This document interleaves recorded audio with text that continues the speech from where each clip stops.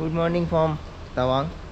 So আজকে আমাদের তাওয়াংয়ের last day, তো একটু দরকার ছিল, মার্কেটে গেছিলাম আর মার্কেট থেকে হোটেলের দিকে ফিরছি আর জাস্ট এখনই বেরোবো। আর আজকের ওয়েদারটা শুধু দেখো, তো একদম দারুণ clear sky. So guys we are all set. তো বাইক রেডি হয়ে গেছে, ওয়ার্ম আপ করতে বসেছি। আর আজকের ওয়েদারটা ও হো হো হো হো হোয়াট আ ওয়েদার। কালকে একটু বৃষ্টি ছিল বুমলা যাওয়ার সময়, যারা বুমলা ব্লগটা দেখোনি তো দেখতে পারো। গাইজ এটা একটা স্কার্ফের মতন, তো এটা আমাদের হোটেল থেকে দিল। তো এটা বললো যে নাকি শুভ ব্যাপারটা। তো যেহেতু আমরা এত দূর রাইড করে যাব আর এত দূরে আসছি, তো যাতে কোনো রকম কারোর নজর না লাগে, বাইকে যাতে নজর না লাগে, তো এরা ভগবানের উদ্দেশ্যে এটা আমাদের চারজনকে একটা করে গলায় পরিয়ে দিল। ফাইনালি গাইজ আমরা তাওয়াংয়ের হোমস্টে ছেড়ে বেরিয়ে গেলাম। এই মুহূর্তে আমাদের ডেস্টিনেশন হলো তাওয়াং মনেস্ট্রি। আর সেখান থেকে আরও বেশ কয়েকটা স্পটস রয়েছে, তো সেগুলো তোমাদের সব যেতে যেতে বলবো। তাওয়াং মেন মার্কেটের মধ্যে দিয়ে যাচ্ছি। আর রাতে এসছিলাম,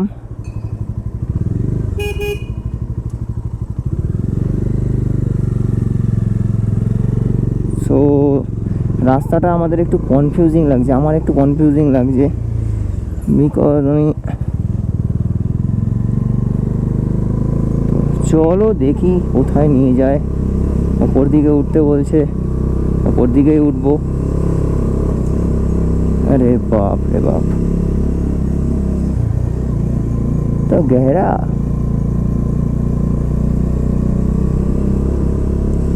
एंड गाइस সেই স্টিপ রাস্তা দেখো, এক নম্বরের নিচে কোনো কথাই হচ্ছে না। আমরা চলে এসেছি তাওয়াং মনেস্ট্রির ভেতরে। আর আই থিঙ্ক এখানে আমাদের বাইকগুলোকে রাখতে হবে। সো এন্টার তো করে গেলাম তাওয়াং মনেস্ট্রির দিকে। আর অ্যাকচুয়ালি অনেক বড়, আর বাইকগুলোকে ঠিক সেফভাবে রাখতে হবে। আর দেখো কি সুন্দর সুন্দর স্পটস রয়েছে, দারুণ সুন্দর।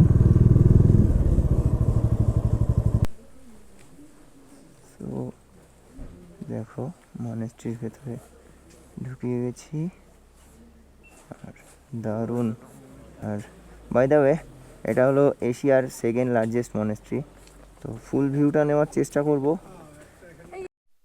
তো এটা হলো তাওয়াং মনেস্ট্রির ভেতরটা, পুরো তাওয়াং সিটিটা তাওয়াং মনেস্ট্রির উপর থেকে দেখতে এমন লাগে। জানি না কতটা জাস্টিফাই হচ্ছে, বাট দেখতে দারুণ লাগে।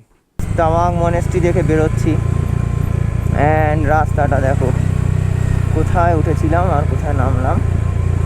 তো এখন আমাদের সেকেন্ড স্টপ হলো তাওয়াং ওয়ার মেমোরিয়াল, আর দেন জাং ফলস বা নুরেনাং ফলস। তো চলো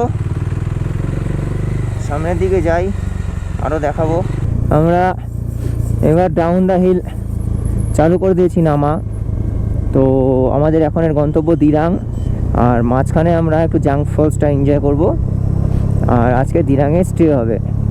আর রাস্তাগুলো দেখো কেমন অস্বাভাবিক লেভেলের রাস্তা। তো যেমন এই কার্ভগুলো দিয়ে নামছি, তেমন উঠেও এসেছিলাম এই কার্ভগুলো দিয়েই। সো দেখো কেমন হাই লেভেলের কার্ভ। সো ভয়ের কিছু নেই, একদম ইজি, এগুলো ট্যাকেল করা কোনো ব্যাপারই না। Bye Tawang, good bye. ও এখন তো চাপটা একটু কমই হবে, বিকজ ডাউন দ্য হিল নামছি। তবে ভাই আমার নামার থেকে ওঠাতে বেশি মজা, বিকজ নামাটা একটু রিস্কি, তার থেকে বড় কথা নামাটা বেশি কঠিন আমার কাছে। সো দেখো, ইঞ্জিন ব্রেকিং সম্পর্কে না জানলে সমস্যা। আমরা জাংকের কাছাকাছি চলে আসছি, মানে জাংক এরিয়াতে ঢুকে পড়েছি। তো এই জায়গাটা জাং পুলিশ স্টেশনের আন্ডারে, জাং পুলিশের আন্ডারে। বাট জাং ফলস এখনও 13 কিলোমিটার সামথিং। আর আমাদের NH13 ছেড়ে একটু বাইরে বেরোতে হবে জাং ফলস দেখার জন্য। এই ধরে রাখো 4 থেকে 4.5 কিলোমিটার রাস্তা মতন। সো চলো সামনের দিকে যাই, আর সামনে আরও কি ওয়েট করছে সব দেখতে পারবে তোমরা।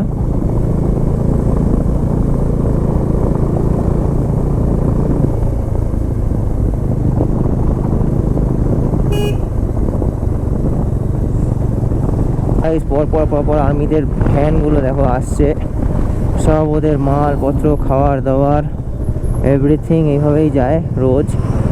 অ্যান্ড আমরা জাং ফলসের কাছে চলে এসেছি প্রায়।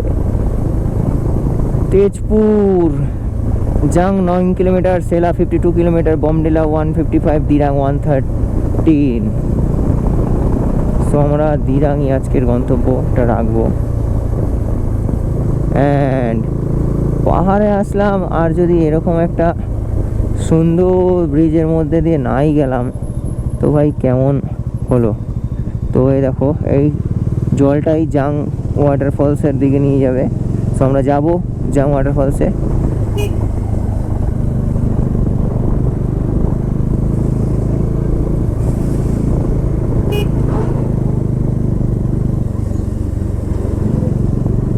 আমরা আমাদের রুটটা চেঞ্জ করে এবার ঢুকে গেলাম জাং ওয়াটারফলসের দিকে। তো সামনে জাং ওয়াটারফলস আছে, আর এই রাস্তাটা একটু খারাপই হবে বিকজ এইখানে সেমনভাবে যাওয়া আসা হয় না, আর এটা এনএইচ না। তো আমরা এনএইচ ছেড়েই ভেতরের দিকে ঢুকলাম। বাট জাং ওয়াটারফলসটা দারুণ। তো হোটেলের ওই দাদা বলছিল যে মাস্ট ভিজিট, একবার অন্তত ভিজিট করে যেও, হয়তো খাটনিটা আর পেট্রোলটা হয়তো বৃথা যাবে না। সো সেই জন্যেই যাচ্ছি, আদারওয়াইজ আমাদের প্ল্যানও ছিল। তো চলো দেখি সামনে। আর রাস্তা ভালোই খারাপ এখানে, সো পার্কিং আছে আই থিঙ্ক।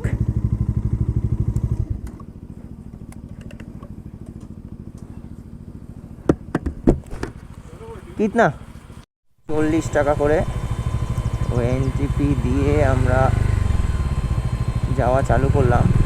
তো আর অল্প একটু রাস্তা, এই 700-800 মিটার সামথিং। আর দেখো একদম স্লো রোড। অ্যান্ড দেখো জাং ফলসের ভিউটা দেখো, oh man, what a view, what a view. তো দেখো কি দারুণ ভিউ। তো চলো আরও সামনে যাব। তো যতটা যাওয়া যায় চেষ্টা করব ততটাই যাওয়ার, যদি পুরোটা যাওয়া যায় পুরোটাই যাব।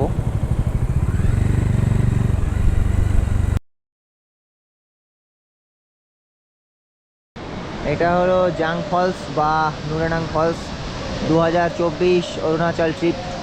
তো দারুণ লেভেলের, দারুণ, মানে হাইটটা ক্যামেরায় কতটা জাস্টিফাই করছে আমি জানি না, তবে অনেকটাই উঁচু। তো জাং ফলস তো দেখালামই, আর দারুণ দারুণ ভিডিও আর ফটো নিয়েছি, সেগুলো ফেসবুকে দেবো। আর এখন আমরা যাচ্ছি ডাইরেক্ট আমাদের আজকের হোমস্টে দিরাংয়ের দিকে, বিকজ আমাদের দিরাংয়ে বুক করা হয়ে গেছিলো, নাহলে আমরা আরও একটু এগিয়ে যেতাম। তো যাই হোক, কাল আমরা যাব গুয়াহাটি, আর এখান থেকে দিরাং 97 কিলোমিটার রাস্তা, NH12। তো দারুণ রোমাঞ্চকর রোড, মানে রোডের সাইড চওড়া, আরামসে তুমি চলাফেরা করতে পারো। বাট কিছু কিছু ব্যান্ড এত খতরনাক, এত খতরনাক যে দেখো কি অবস্থা। আর টোটালি ল্যান্ডস্লাইড জোন, বাট রাস্তাটা একদম ব্ল্যাক অন টপ, কোনো রকম কোনো ভাঙা চোরা কিচ্ছু নেই, আর মেনটেনেন্সেই থাকে।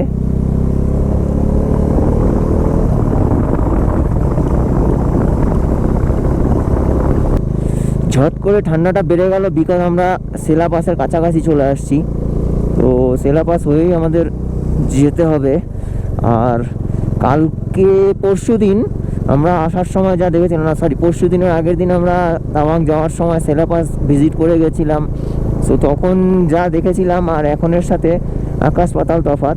তো তখন স্নোফল হয়নি বা স্নো ছিল না, কিন্তু এখন দেখতে পাচ্ছি দূর থেকে, দেখো পাহাড়গুলোতে তো বেশ স্নো রয়েছে। আর কয়েকদিনের মধ্যে হয়তো ফুল স্নো দিয়ে কভারই হয়ে যাবে, তো দেখতে আরও বেশি সুন্দর লাগবে। অ্যান্ড গাইজ, ফাইনালি আমরা চলে এসেছি সেলা টানেলে। তো ওয়েলকাম টু সেলা টানেল। তো দেখো আর্মিরা কীভাবে টানেলটা বানিয়েছে, সেলা টানেল। তো খুব সুন্দর, দারুণ। আর আমরা একটু এখানটাতে ফটোগ্রাফি করব, অবশ্যই আমরা ফটোগ্রাফি করব এখানটাতে, অবশ্যই। গাইস আমরা দেখো সেলা টানেলের ভেতরে ঢুকে গেছি, অ্যান্ড কতটা এর বিস্তার সেই সম্পর্কে আমাদের কোনো ধারণা নেই, বাট খুব দারুণ দারুণ। তো এখনও পুরোপুরি রেডিও হয়নি, তো রেডি হয়ে গেলে হয়তো আরও ভালো লাগবে। তো আমি আরেকটা টানেল ক্রস করেছিলাম, অটল টানেল, তো মানালিতে। অবশ্য আমি ট্রিপে গেছিলাম, তখন বাইক ছিল না। আর এই একটা দারুণ দারুণ, সামনে রাহুল ভাই রয়েছে। তো কতটা বিস্তৃত আমি ঠিক বুঝতে পারছি না, তবে এটার জন্য অন্তত পক্ষে 10 থেকে 15 কিলোমিটার রাস্তা সেভ হয়ে যায়, সেটাতে কোনো সন্দেহ নেই। দেখো, তো এখনও অনেক কাজ বাকি, এখনও এর ভেতরে লাইট দেওয়া বাকি। তো সবে রেডি হয়েছে, মানে এখনও ওয়ার্ক ইন প্রোগ্রেস। অ্যান্ড চলে আসছি বাইরে, ওই ধরে রাখো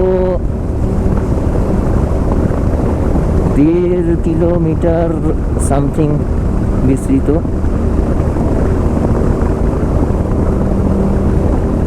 অ্যান্ড সুন্দর। তো এরকম বেশ কয়েকটা টানেল থাকলে না কি হয়,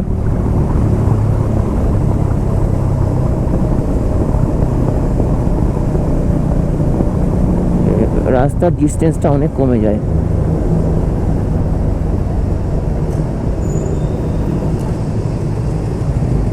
আরও একটা সেলা টানেল, এটাও ঢোকার সময় দেখলাম যে সেলা টানেল লেখা রয়েছে, বাট এটা কোনো রিকনস্ট্রাকশন বা কনস্ট্রাকশনে নেই, এটা একদম রেডি, এরকম লাইট টাইট দিয়ে। তো জেনারেলি টানেল এরকম ঝাঁ চকচকেই থাকে, তবে আমার আইডিয়াতে আমি মোটামুটি এই দুটো টানেলের মাধ্যমে অন্তত পক্ষে 16 কিলোমিটার রাস্তা কম করে নিলাম।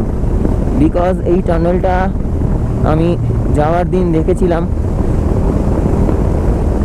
তো আমরা টানেলে এন্টার করিনি বিকজ আমরা সেলা পাস হয়ে যেতাম, আর এটা হলো সেলা টানেল।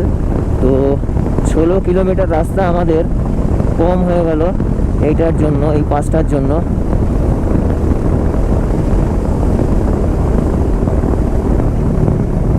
হ্যাঁ গাইস, কারেন্ট চলে গেছে টানেলের ভেতরে, কি অবস্থা।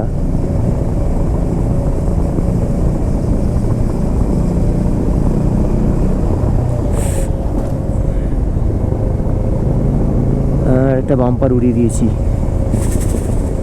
ও ম্যান,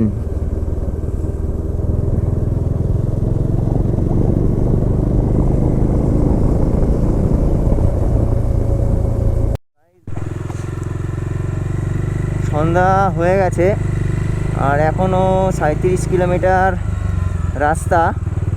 তো অ্যাকচুয়ালি ব্যাপারটা হলো যে আমরা এখানে সেলা ওয়ার মেমোরিয়ালে দাঁড়িয়েছিলাম, তো একটু চা কফি খেলাম, আর এখন এখান থেকে ডিরেক্ট হোটেলে যাব।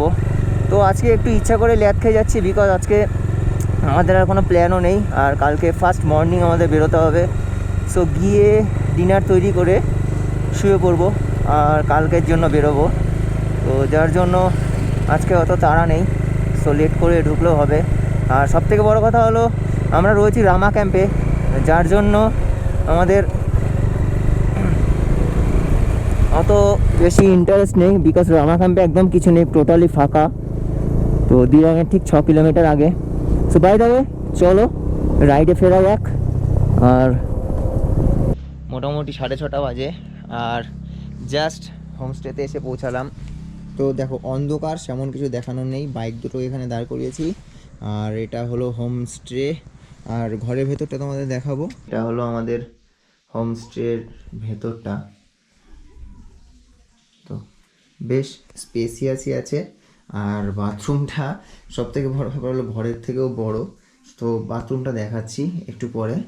আর এটা হলো হোমস্টে, আর দেখো চারিদিকে সব জামা কাপড় হেলমেট সব আলিয়ে গেছে। বাট মহিলা মণ্ডলীরা আজকের ম্যাগি তৈরি করেছে, 5 দিন ধরে ম্যাগি খাওয়াচ্ছে বেহেনা আমাকে। তো আজকে ফাইনালি 5 দিনের মধ্যে 1 দিন অন্তত ম্যাগি আমার হাতে আসছে। আর 5 দিন আর ফ্রি আছে এই একটা যে জিনিস ম্যাগি, ফ্রি দিয়েছে আমাদের। আচ্ছা ঠিক আছে।